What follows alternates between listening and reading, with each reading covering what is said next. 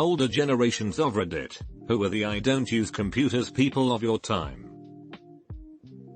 Please like, subscribe and comment so I can create more videos for you. I'm not an older generation, but my grandparents are very old-fashioned for their generation, if it counts. My grandfather worked as a grocery manager for years. He finally quit when his small mom-and-pop store buckled down on bar scans and electronic cash registers. He was convinced that barcodes were going to be the mark of the beast from Revelations, and that if people use computers to access porn, then all computerized items must be banned. So there's that. My 89 years old mom pays for cable but insists on watching only PBS and occasionally NBC, CBS or ABC. The other channels are too much technology to find on the remote. She also buys multiple boxes or cans of food, dates them in Sharpie marker, records the price, less coupon or sale special, and has a rack of all her finds. She will never eat all the oatmeal or beans in our collective lifetimes. But she was a Depression-era child, so I get why the urge to stock up on food is strong. I spent most of my time with my great-grandparents before I started school. They raised their kids during the Depression era and did the same with me, so I also have a tendency to stock up on things just in case and to reuse things until they're irreparably broken. Tomorrow I'll be 35, but I totally live like an old person. I had a professor in college that taught building systems. He was like 80 years old. Knew all the new ways to build a structure. Never used CAD. All of his details and plans were hand-drawn. I've taught a couple of classes on how to use more advanced functions in CAD. None of my students had ever even seen a French curve before. I was purposely taught how to hand draft in high school, 2007, before I learned CAD. I went to architecture school from 0507 and we did almost everything by hand. We rendered some on Form Z, but even most of our renderings were hand-drawn and shaded or watercolor painted. I wanted to be an architectural renderer my whole life, and within a few years my entire skill set went from a career path to a hobby. I really liked building models too. My father worked at a car dealership up until 2018. Was a manager, and had a computer on his desk. Someone filed a sexual harassment claim on him, saying he sent lewd emails. It came to his desk, and logged onto his computer. Not only had he never sent email, he had never read one either. He had 60k unread emails. His boss asked him how he knew about meetings if he never checked his email. It's not hard. You see everyone get up and walking to location. You follow. Needless to say, he was cleared, and the person making false claims was fired. This man has never sent any emails, let alone lewd emails to you, Mom. My grandparents were the first people to have a television in their neck of the woods, rural NC in the 1950s. A big deal back then. Grandma told the story how when riding on a bus back from work one day, and a couple of her neighbors were on there too.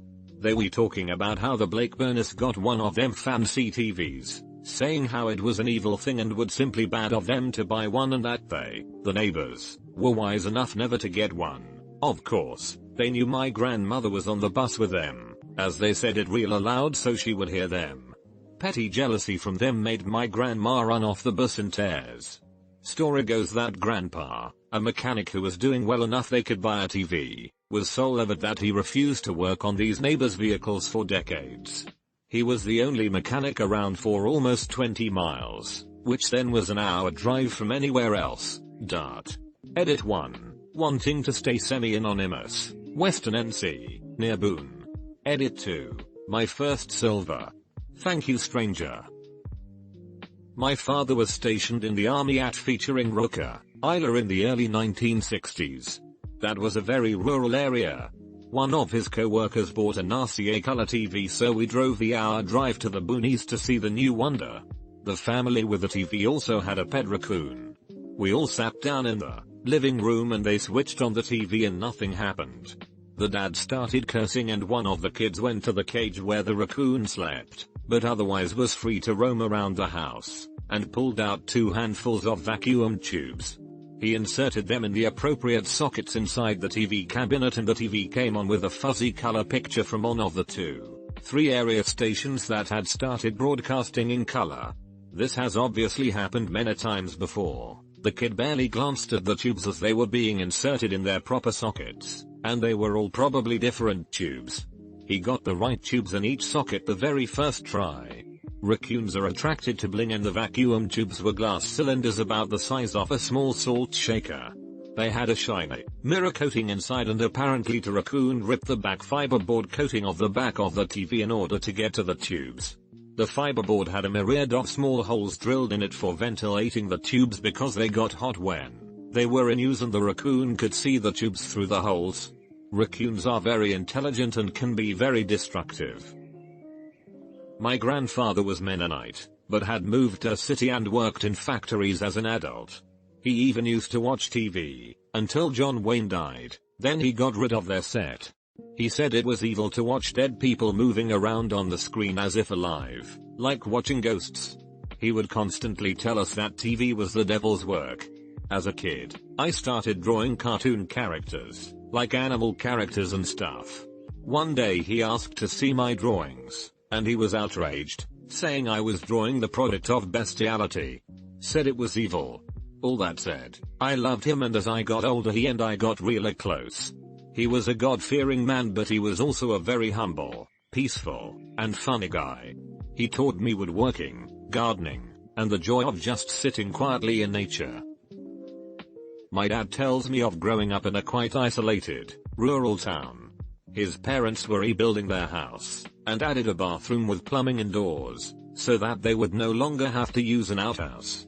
They were the first in the small town who had a bathroom indoors, and it was practically a scandal. People thought it was disgusting and unhygienic. Why would want to do that inside your own home? ! When I was first out of undergrad, 96, I went to work on Wall Street. I was assigned a desk that happened to include the oldest person in the office. His first day on the job was the fucking 1929 crash. He hated the computers, of course, but what really got him was the fact that every damn desk needed a telephone. He'd use them, but he grumbled about it. He would complain pretty frequently and loudly about the fact that he couldn't smoke cigars and drink whiskey at his desk. To be fair, he also grumbled about the fact that women worked right there with the real brokers. He also told dirty jokes. The only one I remember is young Mr. Smokalaw, do you talk to your wife after 6? Only if you're near a phone, then he'd ask me if I understood the joke. Every time he told it. R.I.P. Andy. You were one of a kind. Holy fuck, imagine your first day on the job being one of the worst in any profession. My brother still won't wear his seatbelt. I have the right not to. Yeah. You dying in an auto accident, leaving your daughters without a father will sure show the government who's boss. Edit. I completely forgot my mother also refuses to wear a seatbelt. I probably forgot because she's much less vocal about it. Her reason is different. She thinks they're unsafe and she just doesn't like them. Ujemedev reminded me of this. He has the right to be catapulted into other belted passengers, breaking their necks, before he gets flung out of the car and squished to death. Edit. I should have clarified that I was typing that in a sarcastic voice and despise everyone who thinks his rights to do something trumps the safety of other people. On a serious note, does your country really not have a seatbelt law? My grandfather and great-grandfather ran a lumber yard that opened in 1957.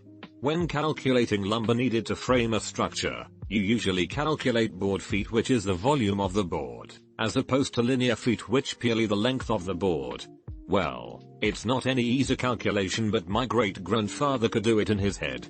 As in, figure out the exact amount of 2x4s needed to frame a house just by looking at the blueprints. What made it more amazing is that he was a raging alcoholic. My woods teacher was the same way, minus the raging alcoholism, as far as I know. When he taught us how to measure board feet, we calculated how much we'd need based on the blueprint we'd made. He could take one look at the blueprint and figure out where we'd gone wrong measuring without even seeing our work. Late, but this one isn't tech related, also not old yet. My grandfather took my mother, aunt and uncle to Pizza Hut in the early 70s to see what it was all about. People don't realize pizza wasn't popular in North America until pretty recently, only in Italian immigrant areas like New York and a few others. My grandfather took one bite, grimaced and said, "Bleg, this'll never catch on." This was one of the last stories he told me before he died. He was pretty amused by how wrong he was. I'm not sure if this fits, but here goes. Everybody in our side of the building has very fast computers with at least 3 monitors for each of us due to us having to look at construction plans and do math all day. We also have calculators that we use for basic calculations. This one older guy, late 60s, still uses one of those old calculators that has a roll of paper at the back and uses ink. So all day he does calculations on this ancient thing, and by the time 3 p.m. rolls around there is a huge pile of paper covering about half his desk. I just look at it and I wonder, why? To be fair, you get a log. You can look back at a figure, double check an entry, etc. I know a lot of accountants that refuse to use an on-tape calculator for that reason alone. I have an aunt in law who still uses a party line instead of paying for her own dedicated phone landline. She lives in a major city in Canada. It ultimately worked in her favor as all of the other party line users have died out and now she's the only user, but still gets the party line discount. Wiki for party line if you're too young to know what this is. Party line, telephony, Wikipedia webpage, modern usage. My mom is the Luddite who refused even to touch a smartphone for fear it would explode or something. When she calls for information she can't understand why some woman wants her to press buttons when she just needs to speak to someone, so she randomly presses buttons till she gets someone live who she yells at. So, not good at all. The initial solution was for me to email for clarification and docs, CC her account, and then my mom's account receives docs, I print them, she signs it, I scan it and send it from her email account with an email message she has dictated. Eventually my brother and I set her up for electronic payments, billings, etc. And because we manage her account, the whole irritating thing is out of her hands. Now that she has seen what we do with our phones, she wants one. I don't know, I think she's good for now and will probably forget about it. Get her a phone so now she can press random buttons and you can be tech support part-time. My stepfather was a Korean War vet and refused to buy any cars made in Japan or foreign, period. Guy buys a Dodge Ram 50, it's the tiniest pickup truck Dodge ever made. It's minuscule. And one day I went to open the hood to change the oil, the engine said Mitsubishi right on it. He managed to ignore that somehow. This was in the mid-80s for those wondering. Anyhow, the truck is still going, believe it or not. It's a death trap now and been like wired and soldered together a million times, but damn if it ain't still on the original engine and transmission. As kids, we thought electric windows in cars were super cool. My dad refused to have them, saying, just something else to break. Back in those days, the 60s, he was right. Oh yeah, a guy from my high school broke his back in an accident because he was wearing a seatbelt, so no one wore seatbelts. Another friend of mine had an unfortunate encounter with a barbed wire fence because he wasn't wearing his seatbelt, got in an accident and was flung out of the windshield. Banks and lending in general. My grandpa kept and paid cash for everything, like cars and their house. He was born right before the Great Depression, and developed the common distrust for financial institutions as a result. My grandma, on the other hand, who grew up during the same period, avoided that mentality. I don't think her family was as affected as my grandfather. She came from a well-off family of doctors and lawyers, whereas my grandpa came from a blue-collar West Virginia family that was probably much more heavily affected. An English grad student and I once had a conversation about professors in her department who refused to read on screens and print out all of their students' papers, that sort of thing, and she and I joked that back when they first started binding books, there must have been people who, on first holding one and trying to read, must have exclaimed, "Are you sure you don't have this in a scroll?" Flipping through these pages is such a bother, and the words are so hard to see down there in that middle part. I'm not an older generation of Reddit, but I wanted to share this funny conjecture with you all. I grew up in very rural US, and I remember from childhood, and X200B, there were several people in their 80s 90s who refused to speak English. They had been raised speaking German, and felt as if anyone who wanted to do business with them would have to meet them on their level. Kills me that their grandchildren and great-grandchildren are now, if you're in America, speak English kind of people. And X200B, my grandmother's wedding gift from her in-laws was indoor plumbing. It was a treat because no one else had it, or felt they needed it. However, she was a city girl and wanted it more than anything else. She bragged about having it first 50 plus years later. I'm 44. When I was a kid we went to visit a great uncle. The entire visit was memorable. First thing I remember is pulling into a farmyard and this German shepherd comes flying out, barking, and loses his shit sufficiently that he grabbed a passing chicken and killed it. Now here comes great uncle. Fuck, I don't even remember his name. Let's call him Otis. Otis grabs the chicken in one hand and the dog in the other, and just wails the fuck out of the dog with the dead chicken. He then ties the chicken to the dog's collar by the legs. But wait, Kitharella. Chickens have bones in their legs. How does that work? With a terrific fucking racket, I tell you. I remember when I got the nerve to ask when he would take the chicken off, he said fucking won't. Fucking dog will live with it till it fucking rots off. Old school farmers do not fuck around with a dog. What kills livestock dinner. My dad later assured me we were actually super lucky he didn't shoot the dog immediately, on principle. His home had two newfangled things. The electricity and the telephone. He allowed that. Not having to fill oil lamps was nice. But he was not a fan of the quality of the light. We attempted to explain the theory of a dimmer switch to him, but he said it sounded a bit too newfangled.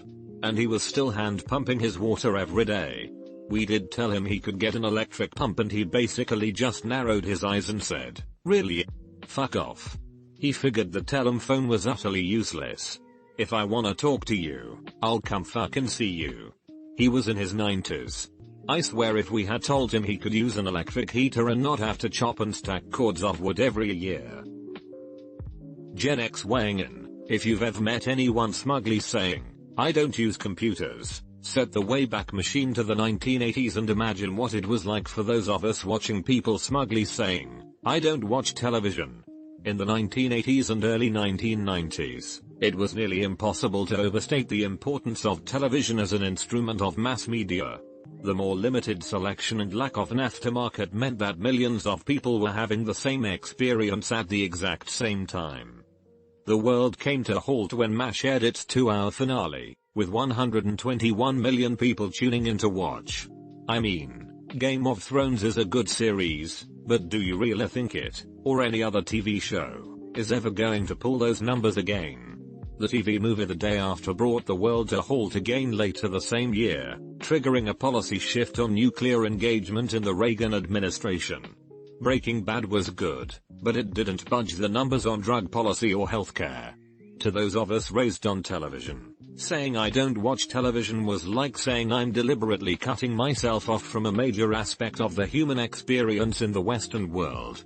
You are choosing to exile yourself from this shared experience, generally out of a sense of moral entitlement that came with a social cost. To be fair, people who went around bragging that they never watched television had other aspects of their personalities that were somewhat unappealing. I haven't watched broadcast television in years, and I don't have cable, but that's just because what we used to call the aftermarket is now, well, the market.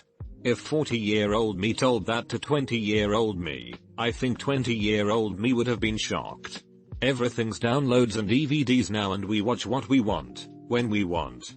We no longer tune into a time slot, we rent access to library. Nobody screamed no spoilers and ran out of the room when it was revealed who shot Junior, because we'd all seen the episode already. Then again, Patrick Duffy and show are seen whenever viral hashtags. My co-workers are in their mid-40s and still use the "I don't use computers" excuse.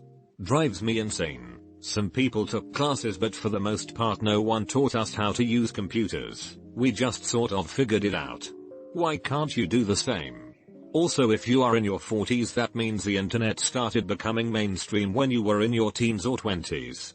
Smartphones started becoming the norm when I was in my early 20s, so by that logic I should be able to use the excuse that I don't understand smartphones because I didn't grow up with them. There is no magic in millennials' DNA that allows them to magically figure out computers and other technology. We just actually put effort into figuring something out and trying to understand instead of getting frustrated and immediately giving up. It's like when my coworkers will call me over to help them fix the printer. They don't understand how. I know what's wrong with it. Well, I fucking read the screen and it said low toner. Jesus Christ, people. I work at a university. Young people are just as clueless with any tech that isn't a smartphone or tablet.